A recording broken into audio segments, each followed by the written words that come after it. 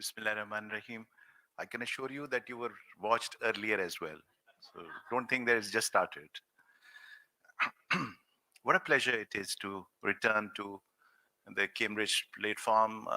For that, you would have to completely ignore my last qualification for obvious reasons.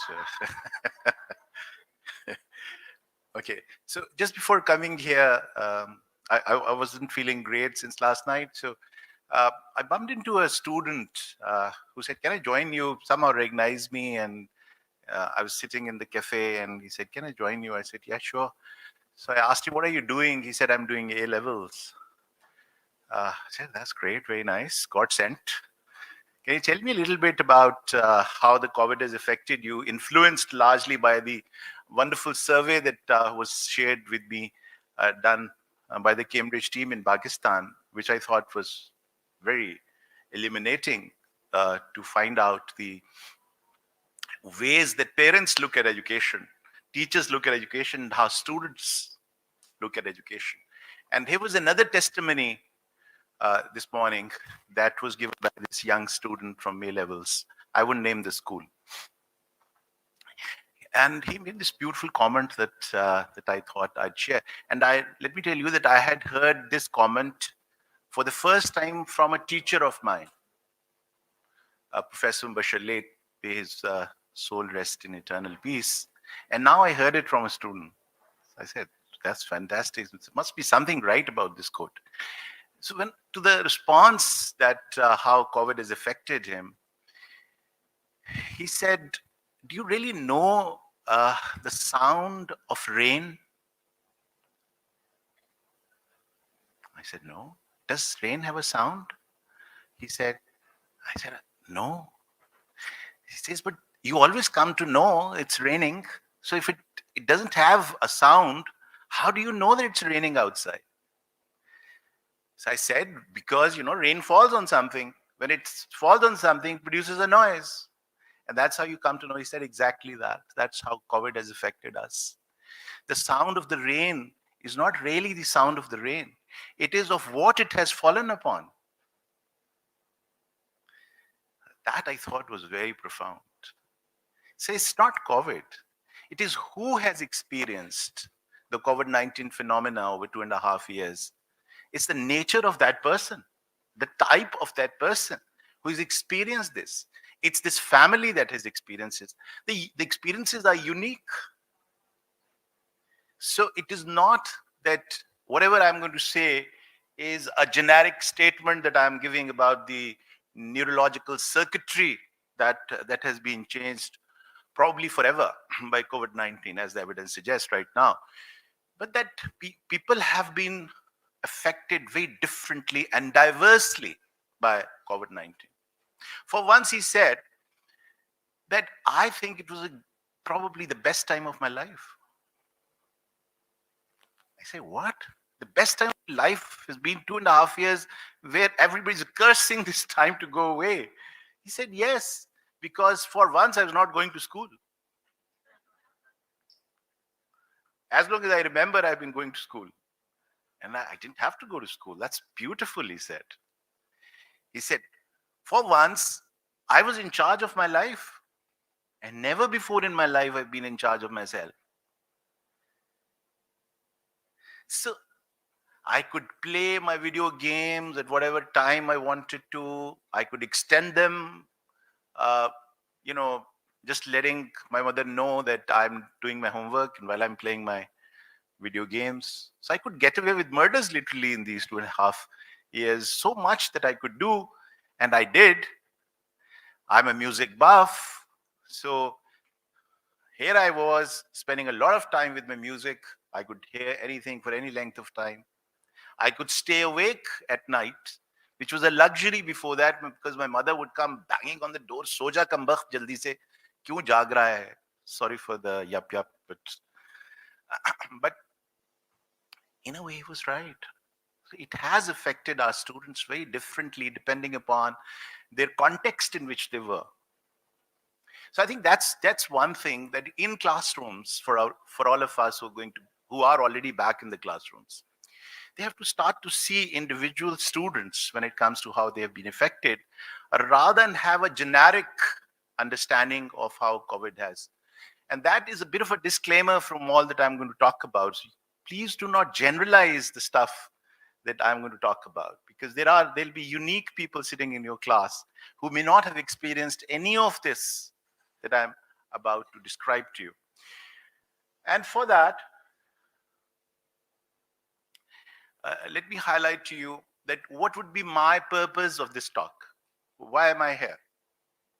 Well, for me, post-COVID, the role of schools need to be reviewed and looked at. Now, obviously, you're not going to do that just because I said it, but it's a wild thought, like many other wild thoughts that psychiatrists have. That you need to probably, this is a time where you can step back and take a look analytically as to what has gone on and reflect deeply. And here is an opportunity, I think, for all of us to think deeply on the issue of how COVID-19 has affected education. And this has been a unique experience, that much granted. It has never happened before in our living memories. So this is a time to actually have a look at the post-COVID learning process slightly differently. First question that I'd like to answer is the new school or the school of the future there to provide learning or to remove barriers to learning? I'll tell you why in a minute. So that's one of the questions that do we have a renewed relevance, or have we lost some relevance of schools as far as education is concerned? So that's another question that you can ponder upon. And then, if that is the case, do we have to redefine our role in the society as educational institutions? So those are some of the questions that I thought I'd pose to you and probably learn from you as well during the course of our discussion, subsequently, as well as in the question and answer session. Now, for that, I have a little quiz for you. There are absolutely no prizes here to guess who is the person on the right. So stop focusing there. So there is a prize, however, for letting me know who is this guy on the extreme left. I'm blocking you. Can you see his picture?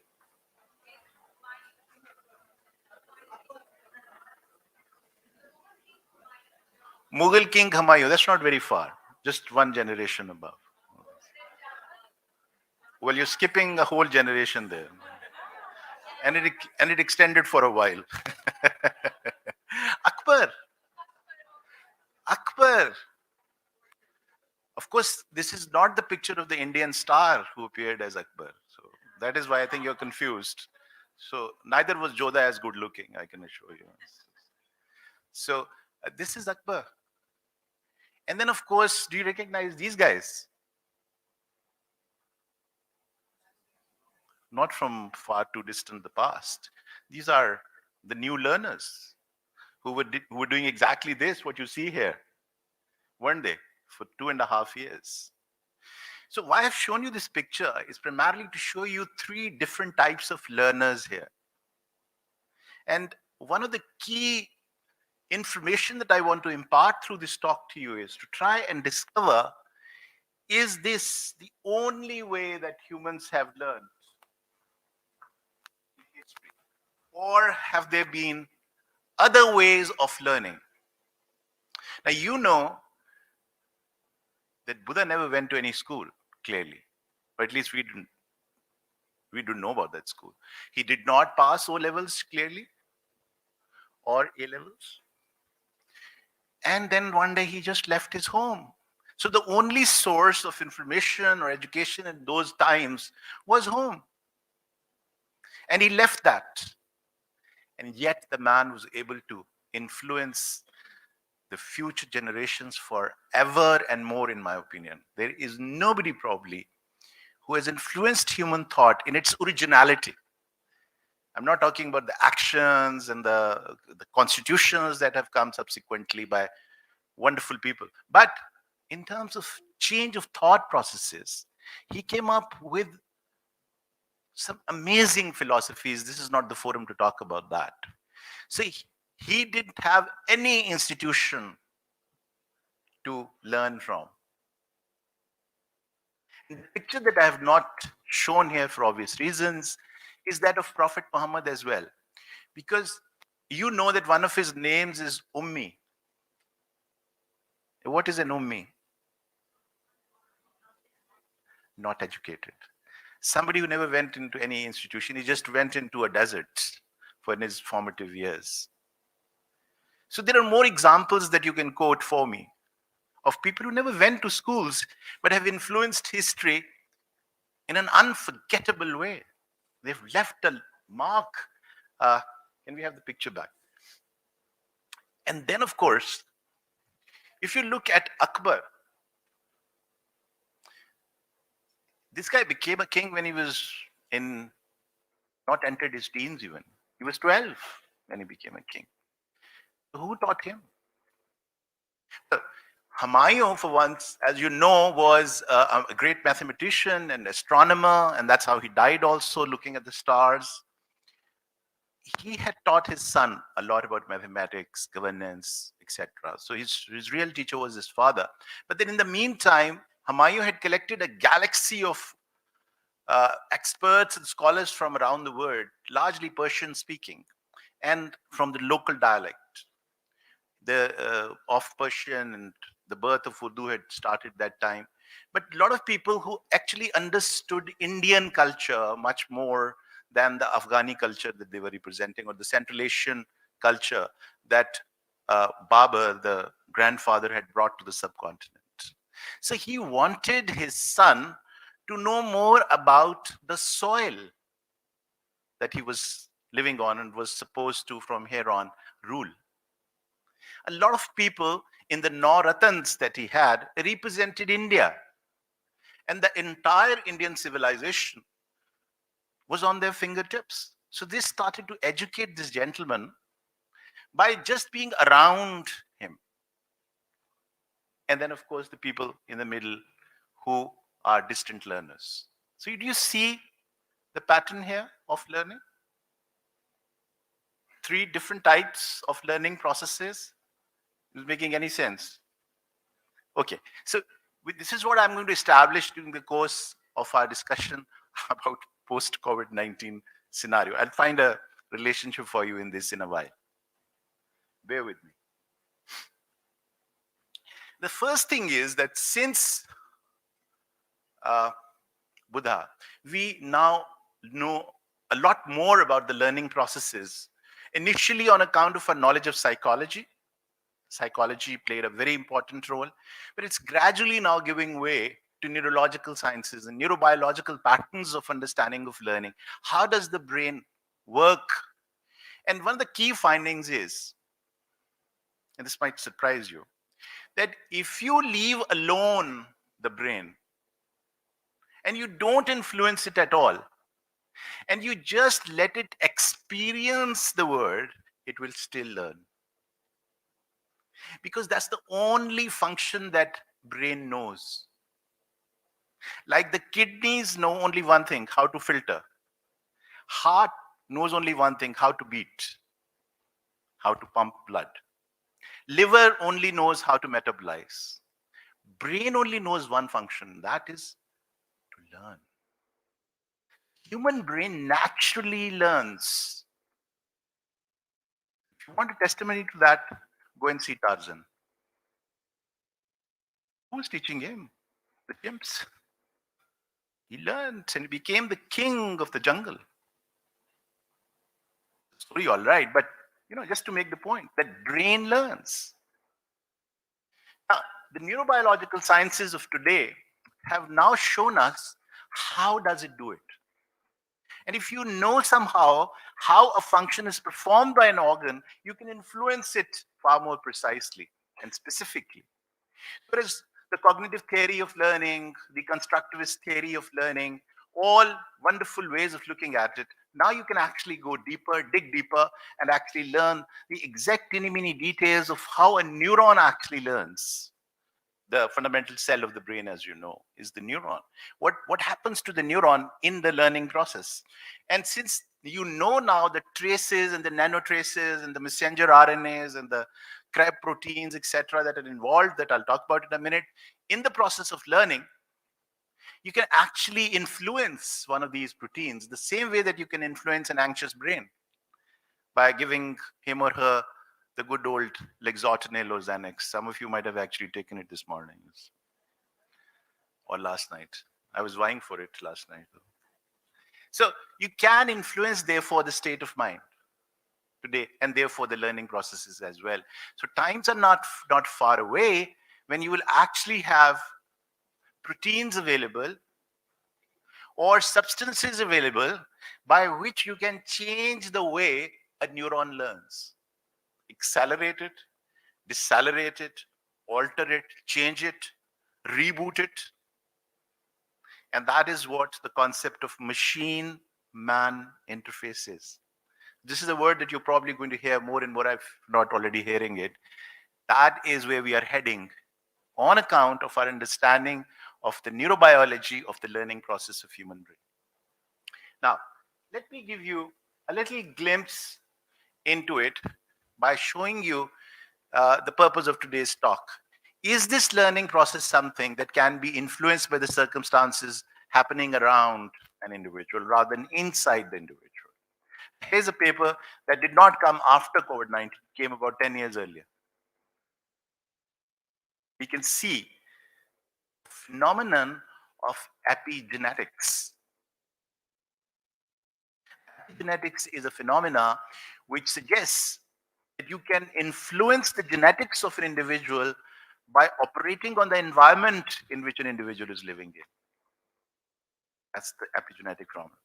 If there are biology teachers sitting here, they would bear with me on that. Look at the findings.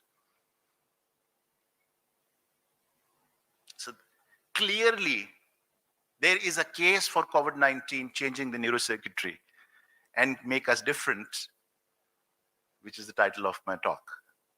If you accept this notion or understanding of the concept. Now, here's the second quiz for you. Your turn to be students. How does it feel being quizzed? Okay, a bit of empathy exercise for you. Okay, anybody from the hall who can tell me what, of course, the entire brain is ready to now learn, but what is the first organ of the or part of the brain that ignites or starts the learning process? Amygdala. Anybody? Sorry? Please shout. Cerebrum.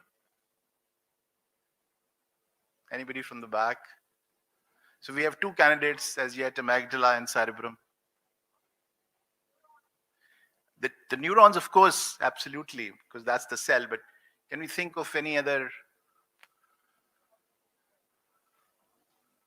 specific part of the brain that is the first to go? Frontal lobe. Sorry? Okay, let's wait for the answer, and you would know. I'm sure you would know it once it is flashed in front of you. But there is a very interesting part of the brain that's absolutely crucial. The answer is coming in a moment. Now, here is a bit of a confusing slide for you. Now, if there is a psychiatrist in the world who doesn't confuse you, then he's not worth his salt. So living to my reputation as a psychiatrist, I'm going to confuse you a little bit now through this very busy slide. But if I can convey the message, I think it'll really influence the way you would deal with your classes from here on. And that's the purpose of this slide, post-COVID. Now, which particular organ of the body appeared on the slide as the first to start the learning process?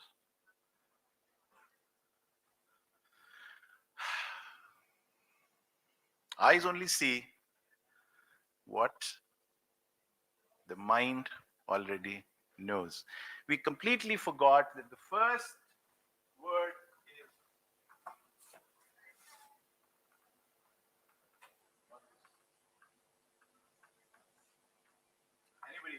does RA stand for?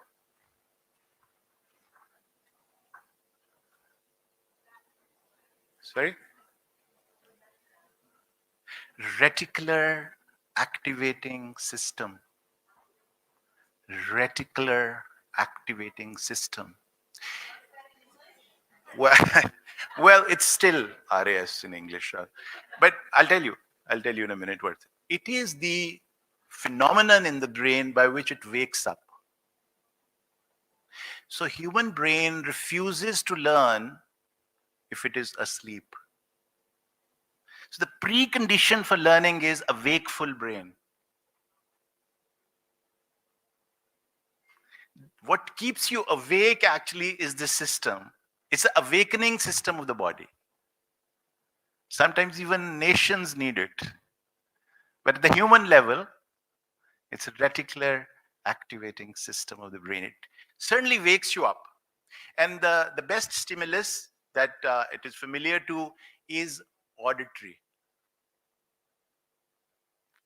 So that's why people call your name if they want to wake you up. Mowadat, उठ जा कम वक्त, बहुत देर हो गई है, पराठा नहीं मिलेगा तुझे खाने. तो मैं उड़ गया तो एकदम, because I've heard my name. You would have waken up a number of times thinking somebody's called my name. Haven't you? So the most familiar thing is if you want to wake up a student in the class, what must you do? Call him by the name, which often you don't know.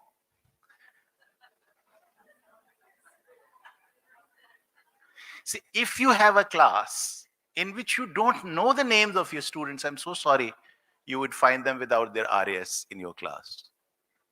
And the learning process will not take place. That's the first. The next, of course, is the movements in the joints.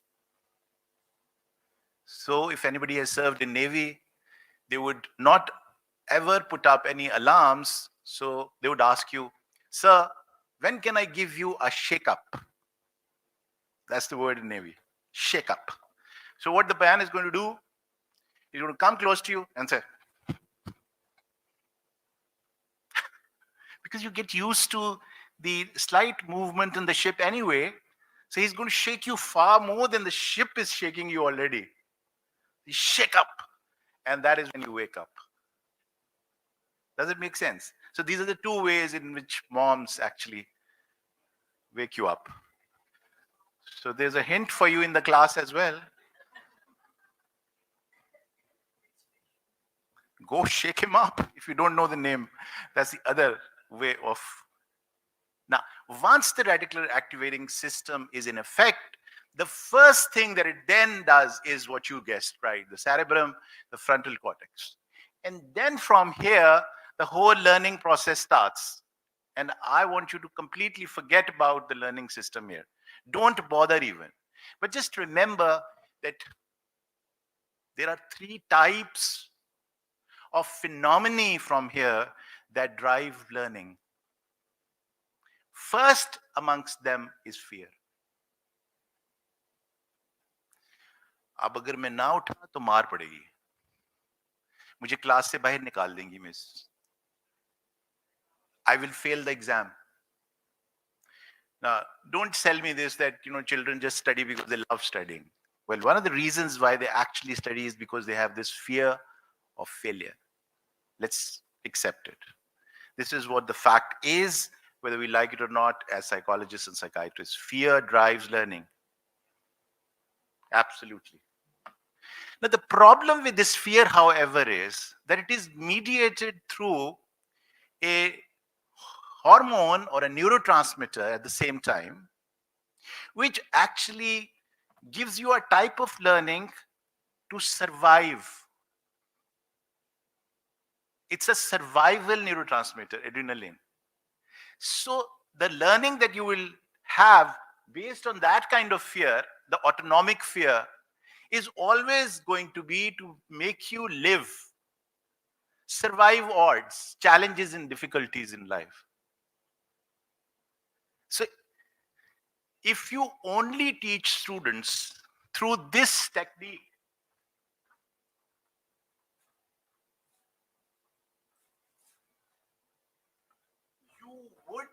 able to give them knowledge. But it will, in the meantime, negatively influence the acquisition of attitudes. You cannot teach attitudes to fearful people. Now you're sitting there in your seats very comfortably, easily, in the most sophisticated fashion. Particularly if the photographer comes by, you will become a little more sophisticated. Right, thank you. Won't you? तमीज से बैठे ना सारे हम. Suppose there is a snake here. तो किधर होंगे आप? I can tell you where I would be. I'd be here. And Tabitha is going to stare at me. सफेद रंग की सोफे के ऊपर खड़े हो गए डॉक्टर साहब. इनको जरा इनका हाल देखो जरा. पढ़े लिखा आदमी है. जूते लेके खड़ा हो गया उसके ऊपर. The whole tamiz is going to go straight out of the window, wouldn't it? Because I'm fighting for my survival. My tamiz, my tehzeeb, my attitudes are best exhibited in moments of peace, tranquility, comfort, and in aesthetic settings. There's a message here. So if you want to teach attitudes to students, what should be the setting like? That one? That's important. To survive exams, to pass exams, that learning is going to take place. But don't expect that if your entire system of teaching is based on adrenaline-based mechanisms of learning, forget about that. Neurobiologically, it's not possible. Now, you want to teach attitudes. Well, then it's a completely different mediator. It's a completely different pathway. And that pathway is oxytocin-based. And oxytocin, ladies and gentlemen, is produced in human beings first when a mother starts to breastfeed a baby. Oxytocin is also called the milk letdown hormone. It is in sheer affection of her baby that she produces milk, and if she could, even honey. If she could. That is oxytocin. So the other process by which a child will learn now from day one onwards, including the process of suckling and surviving, would be through, it has to be oxytocin mediated. And another neurotransmitter that is involved in this phenomenon is nerve growth factor. This mediated learning, or based on oxytocin and nerve growth factor, is the traditional way of learning when you had, in particular in the subcontinent, the concept of peer and murid. You had the Sufi and those who lived around the Sufi. Sufi never took any classes. It is the phenomena that existed between Rumi and Shams Tabriz. Thank you very much. This is the phenomena that existed between Muhammad, may peace be upon him, and Ali alayhi salam. This is that osmotic learning, the learning through the process of being together only. It's togetherness leading into a state of extreme respect and love and affection. That if I did anything wrong, it will offend my mehboob. See the important. This is ishqiya. This learning is ishqiya learning. It is based on a fear, but of a completely different type. What is this fear, and how is this fear different from the other fear? इसमें है कि आप अपने महबूब को नाराज नहीं कर सकते. There is a fear in which you are constantly trying that if I do something silly or strange, it will offend my beloved. And this learning stays forever. If you wake up, and I'm total utter dementia at 85, and shake me and ask the name of my first love, I can assure you I'll tell you. But even if you today ask me, when is my marriage anniversary, I don't really remember. Although it took place right in this hall. Yes, it took place here. My marriage in Khurshid Mahal in Awari. Even then, I don't remember it truly because it's probably fear-based a little bit. So, see the difference between the two learnings?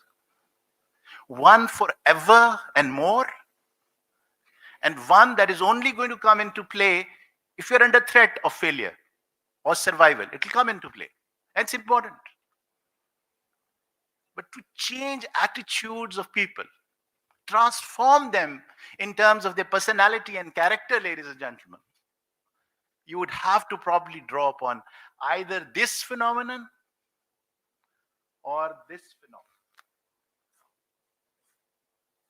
Where you discover that there is a whole world inside you.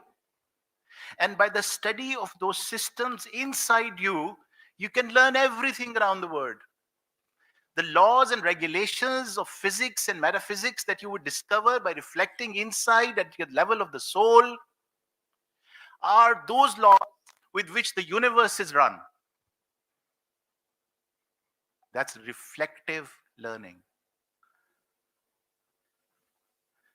Now, why have I said all this? For you to use in classrooms. All the three types of students are there. What was he doing? Which type of learning? Which type of learning was Buddha doing? Reflective learning. Thank you very much. Which kind of learning was Akbar doing? Osmotic. He had these wonderful people around him who did not take him to a class, but he just saw them doing things specifically, and he was in deep awe of their stature. He loved his teachers so much that if he was to choose between his son and his teachers, he would choose his son, teacher. That osmotic learning that was taking place here put him in the throne for 51 years of his life. And to make him the greatest, one of the greatest rulers ever to rule India, Indian subcontinent. And then, of course, are these people. Why do you think they would learn so much from the internet? Because it's close to them. Why do they love a video game? Because it gives him unconditional affection and regard based on actions there and then. He doesn't have to wait for a result after 1 year. Let's learn something from the video game makers. Compare your processes of teaching with the video game process of teaching. How is he picking up so well? Because it's in proximity, he controls the learning process completely. He has this joystick, beautifully named, I must say. It brings joy and control, the two things that a student wants in life and are missing often in schools and homes is joy and control. The video games gives it to him, and he just cannot now move away from it. It's giving him joy, it is giving him control. So if there is a classroom that has no joy in it and absolutely no control in the students as far as the learning process is concerned, this third technique is gone. Osmosis, I don't know. If you don't really know कि आज जिसने पढ़ाया वो कल आएगी भी कि नहीं, उसकी शादी हो गई तो वो नहीं आएगी. ठीक है. Buddhas are long gone. But if you can make your student try to relate what he has just learned in mathematics and in physics and in chemistry and in Shakespeare and implement and reflect all that inside him and make him reflect in a state that I'll just talk about in a minute with you, well, I can assure you, he would be a different learner. You can make reflection as a tool of learning, and I'm sure you know it better than me, the impact of this particular technique.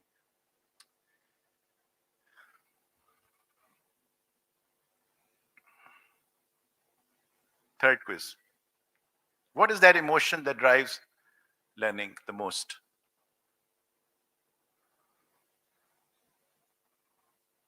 Anybody?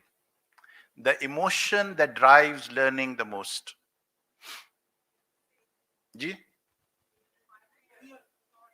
Joy? Love. Very nice. Well, it is excitement. It's excitement. It's excitement of the frontal cortex. Excitement produces a neurotransmitter called glutamate. I intentionally wanted you to miss this so that I can do the quiz. Play a fast one on you. Glutamate and NMDA receptors, they are the fundamental to take over the process of learning. If I'm not excited about something, I'll not learn.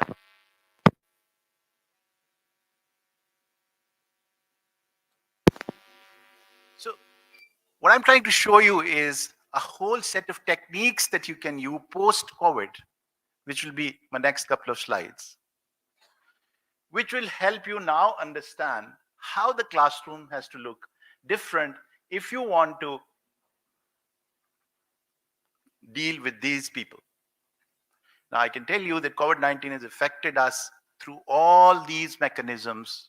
Again, I don't want you to remember them, but there's a whole lot of things that have happened to people, and it's all written here for you. I'll not go into the details because you know these terms anyway. In particular, at a more specific cellular level, I would particularly like you to consider the phenomena of mitochondria. Now, the mitochondria is the energy producing substance in the brain. It's an organ which produces energy. What happens with COVID-19 is that it goes and kills mitochondria. That's why it paralyzes the cell and then takes over to do whatever it does. So what are you going to see in your class now? Children who are lethargic, lazy, who would respond later than usual. Their hand, after you've asked the question, is going to come up like this, even if he's on the front seat. He's going to take that much longer to process the data because the energy required for the neuron to get excited and learn is now produced by mitochondria that has been ill-affected by the COVID-19 virus. तो आप उनसे जब ये कहेंगी क्या हो गया lazy हो गया तू तो you used to put your hand up like that. What has happened to you? This is what it's like walking through mud now. His learning processes are, he knows the stuff, but it is not that quick anymore in terms of its productivity and in terms of genesis of answers. There's evidence to show what I've just said. I'm not sort of come here without evidence. His whole list of studies as recent as February 2021. And see what has happened. These are your students, particularly if they have had an exposure to COVID-19. You see this? So where do we go from here? Few interventions. A class that is not exciting, a class where there are no experiments being set, a class where you are not throwing any challenges to the students to solve things that I was trying to do with you, throw challenges at you during this conversation of mine, ask you quizzes all the time, and ask you to think hard. And if you do not expect them to get into what is called the alpha state in class. I don't know whether it happens now, but I went to a school, which was a cathedral school in Lahore. And we, in every class, used to have 2 minutes of what they called mindful wakefulness. So our teacher would say, heads down, please. So all of us would go like that. Like this. And she would say, just think what you have learned in the last 40 minutes. At the end of the class. What a beautiful exercise. Coming straight out of neurobiology. She had no wisdom about neurobiology at that time. These theories weren't even there. But she knew that when you go like that and you attain a state of calmness, this is actually a neurological state in the brain where the brain starts to produce the alpha waves. So when it produces alpha waves, it learns best. However, when it produces beta waves, that is anxiety waves, it only learns to survive. So can you start doing this little exercise in the class for these children, which would give them a chance to get into the alpha state predominantly in the class, neurobiologically speaking. Mindfulness activities where they have to look and stare at an object like this probably and keep staring at it to find out a deeper meaning of this object, which may sound very silly initially to the students. क्या हो गया हमारी teacher को, कैसी बातें कर रही है? आप उसको कह रहे हैं कि now look at this glass with water and reflect upon it. This is a mindfulness exercise. Keep looking at it for the next 2 minutes and tell me, what did you learn more about this glass that you wouldn't have learned if I just flashed it around and put it back? That's a mindfulness exercise for you to do in the class. Physical exercises in the class, not in the, largely because exercises produce more mitochondrial activity in the brain. It wakes up the mitochondria, inducts the neuron to make more mitochondria in the neurons. The previous ones have been fatigued and lost to the COVID-19 virus. But now you can make actually more through initiating certain proteins which would produce mitochondria. And then, of course, the good old nutrition. My last slide, ladies and gentlemen. The questions that I had set for myself. I think the modern day schools have to be social clubs where osmotic learning, Akbar's way of learning, osmotic learning starts to take place. You are around people who are learned, just around. More exposure of students to winners in life in schools. To come and not talk, give a 45 minutes talk and run away. Probably spend a whole day with students is an activity that you can start. Watch them dress, how they've dressed up. Watch them, how do they eat, how do they walk, what kind of things do they say, what poetry do they recite, blah, blah, blah. And that will influence, as a social club, certain degree of attitudes in those students through oxytocin and nerve growth factor, rather than noradrenaline and dopamine. Aesthetic spaces, more beautiful a setting, more learning taking place. So if you can beautify a class, it will enhance learning. Why aesthetics? Because aesthetics produce alpha waves in the brain. If you make a class uncomfortable, it will produce beta waves, poor learning. Learning how to learn. This is the role of the school, the metacognition. I think a part that is grossly missing today in schools is to run workshops on metacognition, teaching students how to learn. We do these workshops probably for the teachers a lot, but not for the students. It's time probably to start to do these exercises. And for me, the real role of modern day school is to remove barriers to learning, because brain learns anyway. Ladies and gentlemen, thank you very much.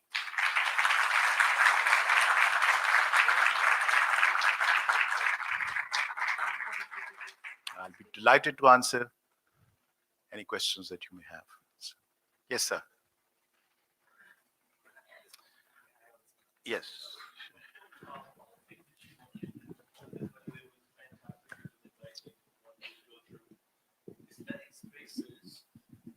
And generally, I see a lot of now with Instagram, there's a lot of, sort of marketing of aesthetic spaces. But I find that it's almost always from the perspective of what a grown-up would find aesthetic, right? And if you look at, I think there's a certain amount of communication that needs to go out to parents to flip it around and not walk through a school looking at it from the perspective of what looks slick, shiny, branded equipment, and much more to would a 5-year-old care, right? Absolutely. So I just wanted to make that point, get your thoughts on it, and see how other schools feel about it. I just couldn't agree more with you. Aesthetics from the point of view of the students is the key here. How do they want it decorated? How do they want this to look different from their perspective?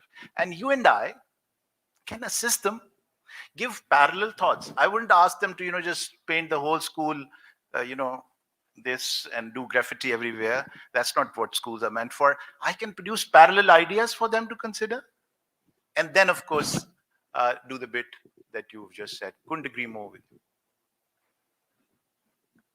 We have a question there, probably the only question. It's running short on time. Thank you, sir, for the enlightening insights into a lot of things. I'm Zari Shoaib. I'm from the City School. I just wanted to speak of the fact that you spoke of excitement being the major, the influencer of learning. However, if you notice two types of trainings, usually that's what trainers do, right? They tend to excite, right? And we have a lot of motivational speakers also nowadays on the arena trying to do the same, right? But if you truly look into it, what it does is I usually compare it to retail therapy because it usually lasts, 4 or 5 days maybe? Yeah, that motivational state. And then you're back to doing the norm. And usually what I see is that probably if you want to change mindsets truly when it comes to trainings, you need to reach to at a deeper level where you spoke of the osmotic levels, influencing, and maybe there's a deeper need for, relationships and understanding what it's all about, right? So what do you have to say about it? Because I feel that just exciting would not be enough, right? Thank you very much for bringing that out. And I couldn't agree more because of the fact that excitement is actually the kind of makeup that Sophia Loren does now. It can draw you to Sophia Loren yet again after all these years, but you would not like to probably stay on too long there. So it's probably icing on the cake, if I may use that term, but it's not the cake itself. The cake has to, and its ingredients have to be great for you to taste it and really enjoy the cake. But actually to draw your attention onto that cake is very important. Who knows it better than any beautiful female sitting here? All of you are beautiful, in fact. So we do a little bit every morning to stand in front of the mirror and say, how do I look? Would I excite somebody? But we know that we do not make friends out of excitement only. The maintenance of friendship is based on the character and personality of an individual, and that's what is sustainable.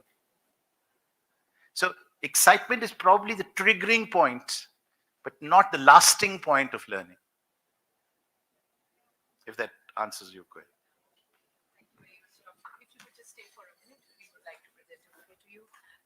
Thank you very much, Dr. Rana. And again, without saying a big round of applause for Dr. Rana.